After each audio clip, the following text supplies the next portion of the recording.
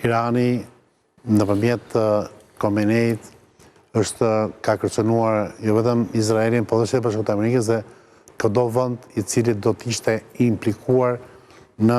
një konspiracion ose në një aleancë kundër interesave iraniane. Tani ne kemi ushtarak iranian në Mans, janë refugjat politik, por dhe dim shumë mirë që një pjesë e tyre janë ushtarak, a jemi target lufte dhe çfarë masësh po merren në Mans e kështu gjërash. Jep një pasqyrë. Prej 4-5 ditësh, sigurisht që policia e shtetit dhe strukturat e specializuara të saj kanë marrë përsipër që të jenë shumë vigjilent për sa i përket kampit Ashaf, që ndodhet në Mans, i ngritur që prej vitit Ashaf.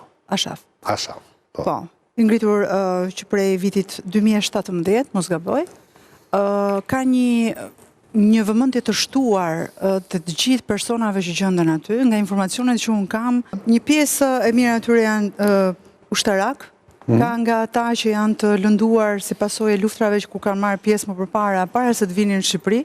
po duke qenë se në kamp ndodhet dhe një qendër spitalore dhe ata kanë nevojë për një mjekim të përhershëm, ata mbahen në kushte aty spitalore. Unë e thash dhe këtu para disa ditësh zhej që në kamp nuk lejohen martesat, burra dhe gratë që ndrojnë të veçuar, ka një që mbas kontrollit të fundit që u bë në vitin, me sa mbaj mend unë, vetëm pak të referohem, vetëm nga viti 2017 kur ky kamp është ngritur, policia shqiptare edhe strukturat shqiptare kanë referuar më shumë se 50 denoncime në prokurori për shkak të disa veprimeve antiligjore që janë kryer nga ana e tyre, por këto janë personazhe të cilët të paktën në çdo 3 vite shteti shqiptar bashkë me shtetin amerikan, pjesën e ambasadës amerikane, por edhe OKB-ja, e cila është angazhuar që të garantojë jetën e tyre në këtë vend, rinovojnë lejet e qëndrimit çdo 3 vite. Aktualisht, këta persona që qëndrojnë aty për rreth 3000 veta, nuk e kanë të rinovuar lejet e qëndrimit. Çka i bëjnë që këta njerëz të jenë deri diku as në qiell, as në tokë. Të pasigurt për atë se çfarë i pret.